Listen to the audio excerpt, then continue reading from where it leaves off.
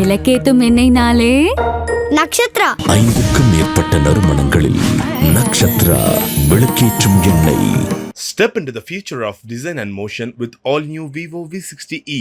Buy now. Supreme மொபைல்ஸின் Deepavali mega sale 12 கோடி பரிசு மழை. சுப்ரீம்ல போன் வாங்குங்க, 20,000க்கு மேல பரிசுகளை வெல்லுங்க. பெரிய அளவுக்கு பல பரப்பளவு ஏக்கர் பரப்பளவுல இருக்கிற கோவிலா இருந்தாலும் சரி, சின்னதா அழகா நம்ம ஊர்ல இருக்கக்கூடிய முருகன் கோவிலா இருந்தாலும், எங்க இருந்தாலும் அதுல ஈடுபாட்டுக்கு காரணம் அங்க முருகன் இருக்காருங்கிறது. கழுகாச்சல மூர்த்தியாக அங்க முருகப்பெருமான் இருக்காரு இல்லையா, அங்க இருக்கிற மயில் வேற மயில் தான். ஆனா அங்க அசுரன் மயிலாக ஆகிறான் சஷ்டி சூரசம்ஹாரத்துக்கு பிறகு. அதுக்கு முன்னாடியே இவர் மயிலா உட்கார்ந்து இருக்காரா? இங்க மயிலாக இருப்பது இந்திரன்.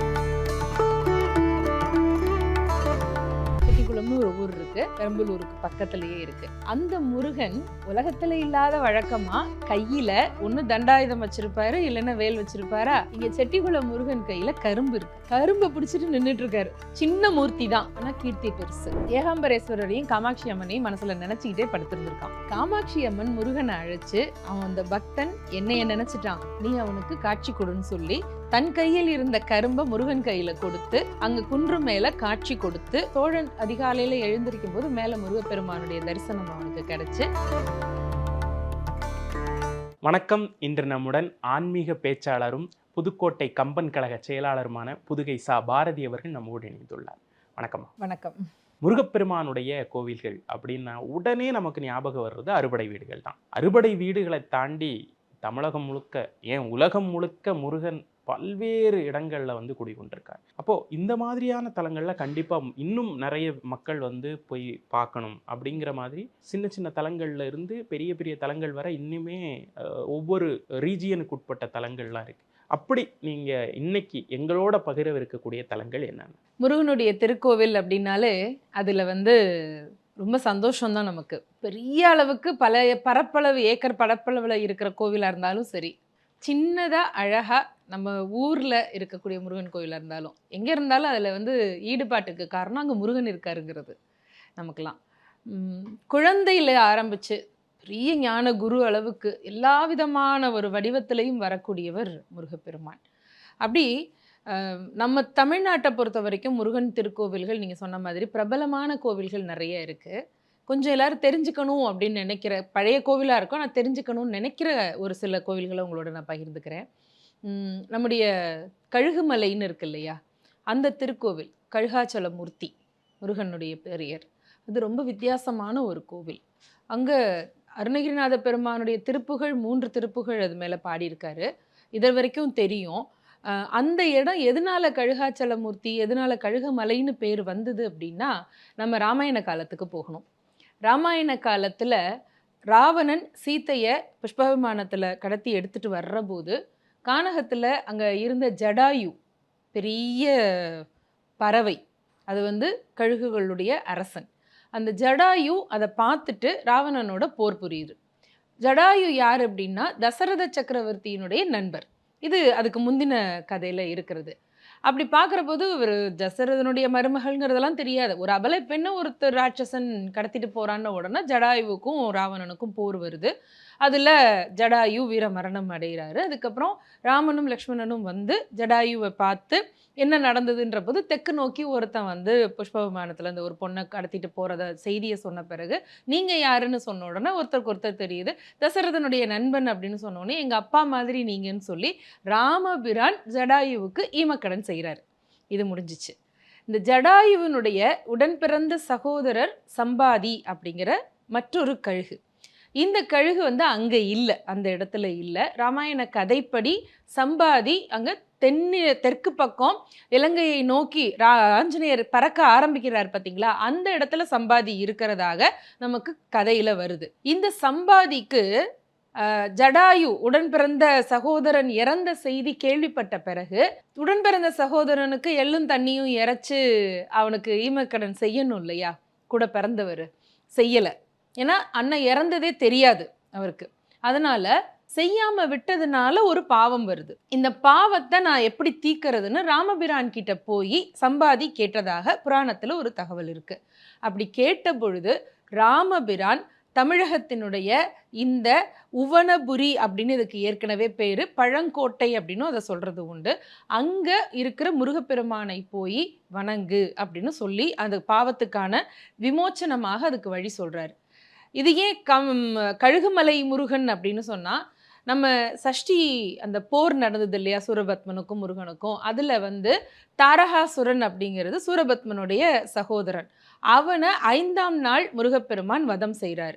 அப்படி தாரகாசுரனை வதம் செய்த கார்த்திகேய மூர்த்தியினுடைய அந்த வடிவம் தான் கழுகுமலையில் இருக்கார். அவர் இருக்கிற அந்த வடிவமே அதில் ஒரு வித்தியாசமான வடிவம். அதுக்கு சான்று சொல்கிறேனே, எப்படின்னா சஷ்டி வதம் முடிஞ்சதுக்கு அப்புறம் தான் பார்த்தீங்கன்னா அசுரனை வந்து அவர் மயிலா மாத்துறாருன்னு இருக்குது இல்லையா.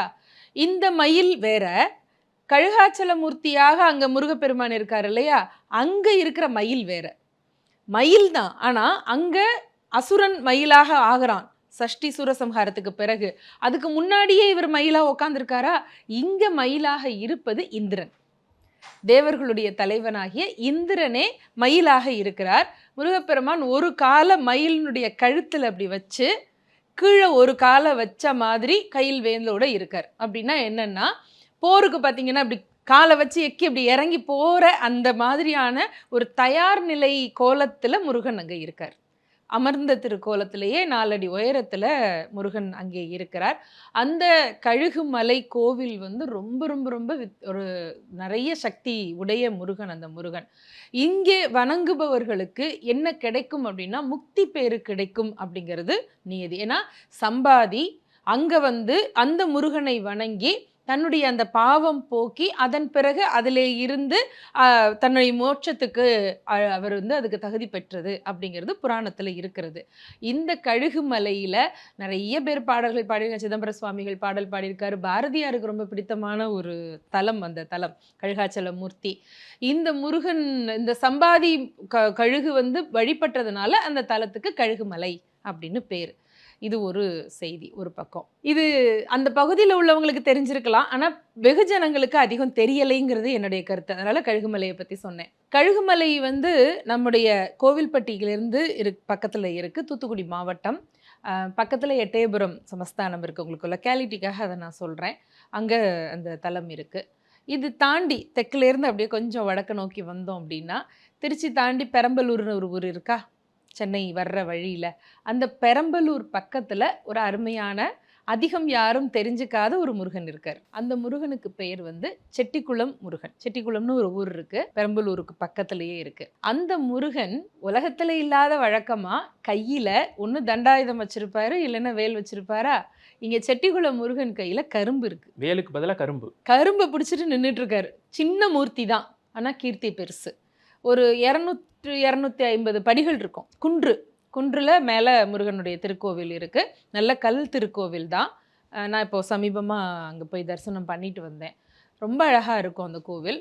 அதுக்கு நேர் எதிரில் பெரம்பலூரில் அந்த இடத்துலையே அந்த குன்று இருக்கிற அந்த செட்டிக்குளம் முருகன் கோவிலுக்கு நேர் எதிரில் கொஞ்சம் தொலைவில் பார்த்தீங்கன்னா ஏகாம்பரேஸ்வரர் காமாட்சி அம்மன் கோவில் இருக்குது. காமாட்சியாக அம்மன் பெயரும் ஏகாம்பரேஸ்வரர் கோவில் சிவன் கோவில் இருக்குது. இதுக்கு வந்து 2-3 தல வரலாறு சொல்லுவாங்க. அந்த பகுதியில் அங்கே இருந்த மக்கள் சொன்ன தகவலை நான் உங்களுக்கு சொல்கிறேன். இது ஏன் கையில் கரும்பு வச்சுருக்காரு அப்படின்னு கேட்டால், ஒரு சோழ மன்னன் அந்த பக்கம் வந்தானாம். வந்தபோது அங்கே தங்கியிருந்திருக்கான். அந்த பக்கம் ஒரு பகுதி வழியாக போய் ஒரு வேலைக்காக கிளம்பி போனவன் இந்த குன்றில் வந்து படைகளை எல்லாம் கொஞ்சம் நேரம் ஓய்வெடுக்க சொல்லிட்டு தானும் அங்கே வந்து படுத்திருந்திருக்கான். போகிற வேலையை நினச்சி இது போகிற வேலை நல்ல விதமாக நடக்கணுமே அப்படின்னு நினச்சிட்டே ஏகாம்பரேஸ்வரரையும் காமாட்சி அம்மனையும் மனசில் நினச்சிக்கிட்டே படுத்திருந்திருக்கான். காமாட்சி அம்மன் முருகனை அழைச்சு, அவன் அந்த பக்தன் என்னைய நினச்சிட்டான், நீ அவனுக்கு காட்சி கொடுன்னு சொல்லி தன் கையில் இருந்த கரும்பை முருகன் கையில் கொடுத்து அங்கே குன்று மேலே காட்சி கொடுத்து, சோழன் அதிகாலையில் எழுந்திருக்கும் போது மேலே முருகப்பெருமானுடைய தரிசனம் அவனுக்கு கிடச்சி, அதன் பிறகு அவன் புறப்பட்டு போய் அந்த வேலை அவனுக்கு இனிமையாக முடிஞ்சு வந்தான் அப்படிங்கிறது அங்கே சொல்லப்படக்கூடிய செய்தியாக இருக்கிறது. அப்படி ஒரு தலம் அந்த தலம். இன்னொரு பக்கம் பார்த்திங்கன்னா பாண்டிய மன்னன் குலோத்துங்க பாண்டியனும் ஒரு பக்கம் பராந்தக சோழன், இவங்க 2 பேரும் அங்கே வர்றபோது ஒரு முறை அங்கே அந்த இடத்துல சிவலிங்கத்துக்கு பூஜை நடக்கிறத ஒரு வழிப்போக்கன் பார்த்துட்டு இந்த மன்னர்கள் கிட்ட வந்து சொல்கிறாங்க. ஏன்னா அப்போ அந்த சோழ மன்னனுடைய பராந்தக சோழன் இருந்த இடத்துக்கு குலோத்துங்க பாண்டியன் விருந்தினராக வந்திருக்காரு. வந்து பார்த்தா அங்கே ஒரு சிவலிங்கத்துக்கு அபிஷேகம் நடக்குதுன்னு இந்த வழிப்போக்கன் பார்த்துட்டு வந்ததை சொன்னதை பார்த்து 2 மன்னர்களும் வர்றாங்க. பார்த்தா சிவலிங்கம் எங்கே இருக்குது அப்படின்னு தேடி பார்த்தா அதை தேடுற போது இவங்களுக்கு முதல்ல கிடைக்கல.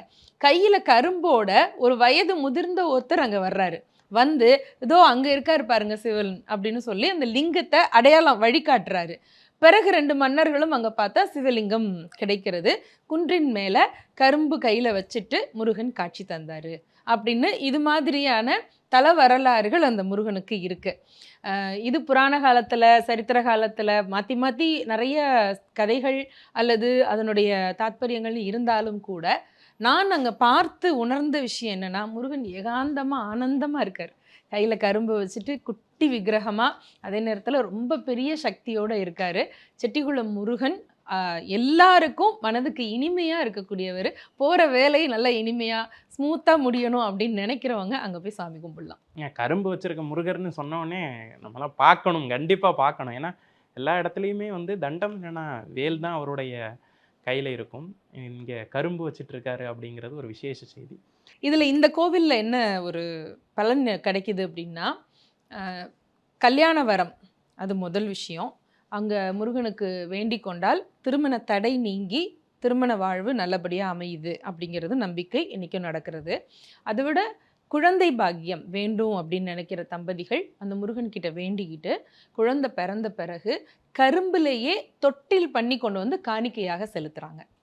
கரும்புல தொட்டில் செஞ்சு கொண்டு வந்து காணிக்கையாக செலுத்துகிறாங்க. அவங்களுடைய வேண்டுதல்கள் இன்றைக்கும் பழிச்சிட்டு இருக்கு. இந்த மாதிரி கரும்பு தொட்டில் அப்படிங்கிற ஒரு வினோதமான விசேஷமான ஒரு வேண்டுதலை வந்து சொல்லியிருக்கீங்க.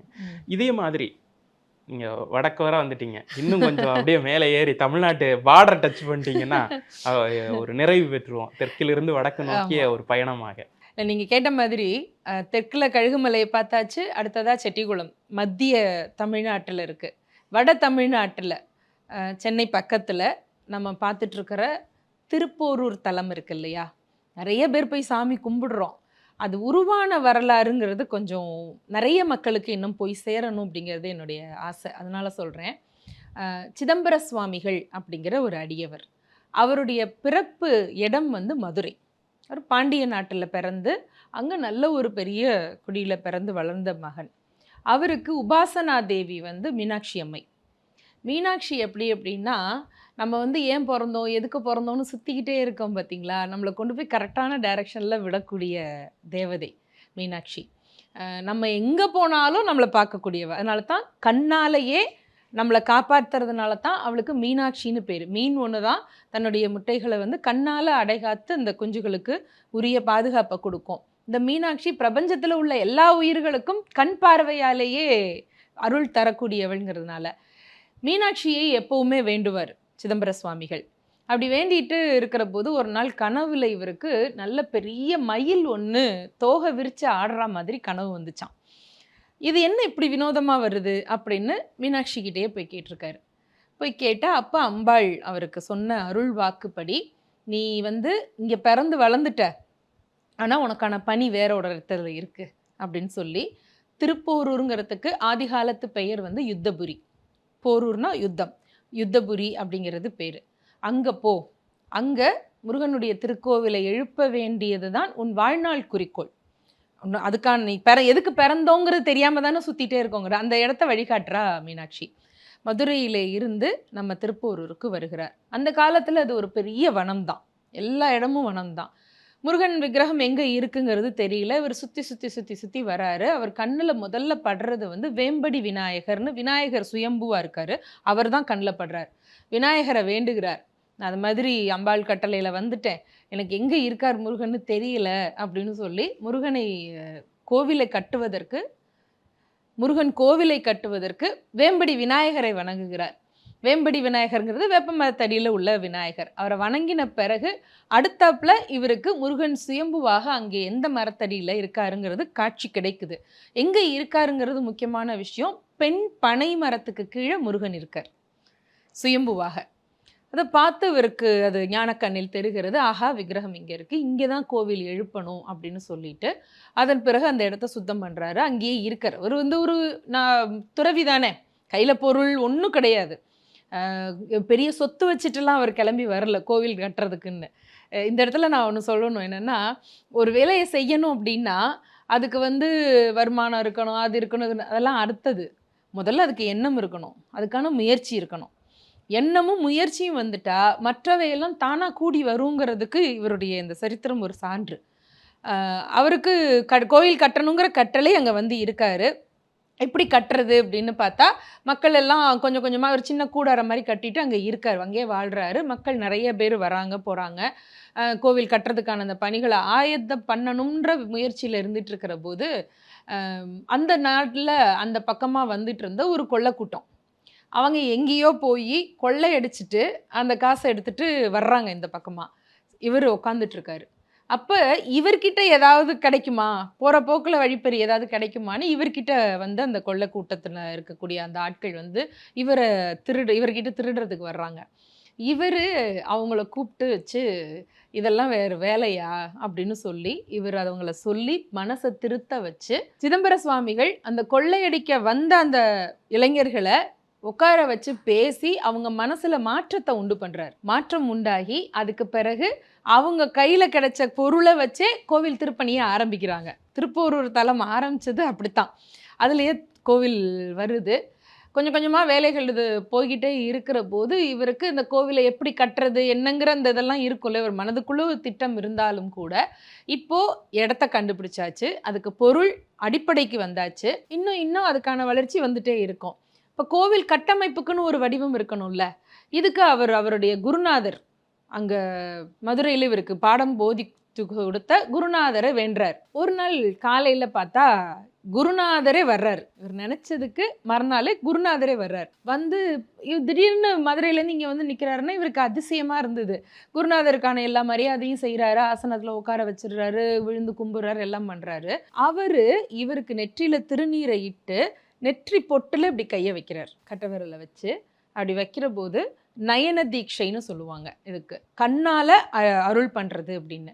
அப்படி அருள் செய்கிறார். நெற்றி பொட்டில் அவர் குருநாதருடைய விரல் பட்ட உடனேயே இவருக்கு மெய்ஞானத்தின் மூலமாக அந்த கோவில் என்ன கட்டமைப்பில் வரணுங்கிறதெல்லாம் உள்ள மனசுக்குள்ளே ஓடுது. இவருக்கு அதிர்ச்சியாக இருக்குது. ஏன்னா இதுக்கு முந்தி பாடம் படிக்கும் போதே குருநாதர்கிட்ட எத்தனையோ முறை ஆசீர்வாதம் வாங்கியிருக்காரு, அவர் சில ஆசீர்வாதம்லாம் பண்ணியிருந்தாலும் இந்த நெற்றியில் இப்போ கை வச்சிருக்காருல்ல, இது வித்தியாசமாக படுது இவருக்கு. இப்படி தொட்ட உடனேயே எதிர்காலம் வருது கண்ணுக்குள்ளன்னா அது பெரிய விஷயம் இல்லை, இல்லையே இது வித்தியாசமாக இருக்கே அப்படின்னு இவர் சுதாரித்து இது பண்ணி கண்ணு திறக்கிறதுக்குள்ள அவர் அப்படியே போய் அந்த சுயம்பு மூர்த்தியாக இருக்கிற முருகனோட ஐக்கியமாயிட்டார். வந்தது முருகன் இவருடைய குருநாதர் வடிவில் மலமலன்னு வேலை ஆரம்பிக்கிறார்.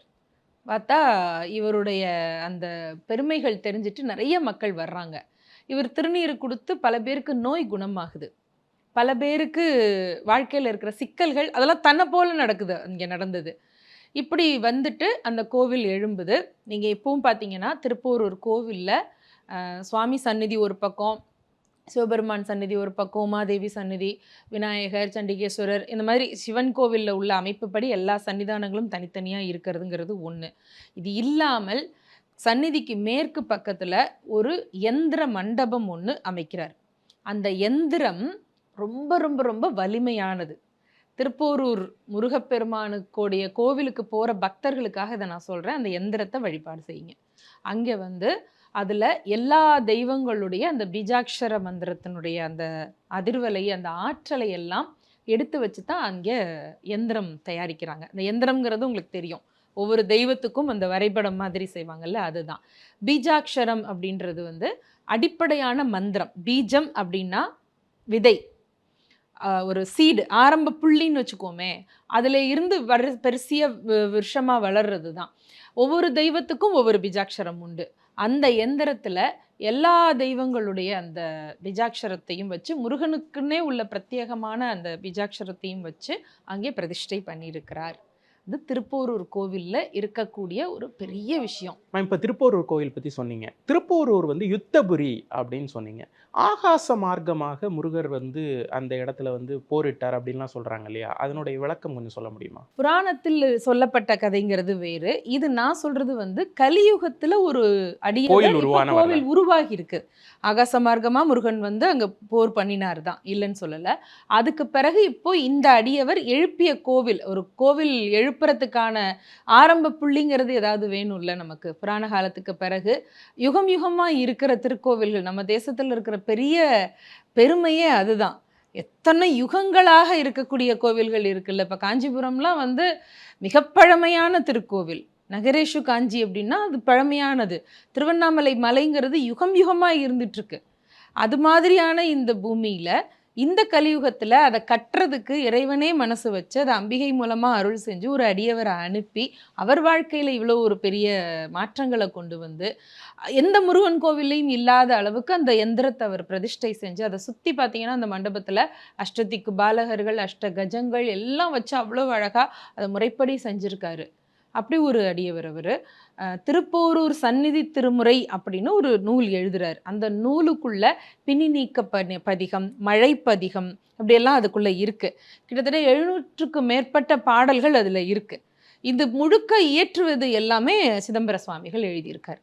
அப்படி முருகனுடைய அருள் இருந்தால் நம்ம எங்கே பிறந்து எங்கே வர்றோங்கிறதெல்லாம் ஒரு விஷயமே கிடையாது. வாழ்க்கையினுடைய பொருள், ஒவ்வொருத்தரும் என்ன நோக்கத்துக்கு பிறந்தோம் அதை தெரியாமல் அலஞ்சிட்டு இருக்கிறதுக்கு நோக்கத்தை சொல்லி உன் கடமையை நிறைவேற்று, உன்னுடைய இந்த பலனை, பிறவிக்கான பலனை நீ அடை அப்படின்னு சொல்லி நமக்கு வழிகாட்டக்கூடிய ஞானாசிரியனாக, ஞான குருவாக முருகன் இருக்கிறார். நிறைய முருகன் கோயில்களை பற்றி நீங்கள் சொல்ல சொல்ல அந்த கோயில்களுக்கெல்லாம் போய் நம்ம தரிசனம் பண்ணணும், அப்போ அதை வந்து தரிசனம் பண்ணணுங்கிற ஆவல் வந்து பிறக்குது.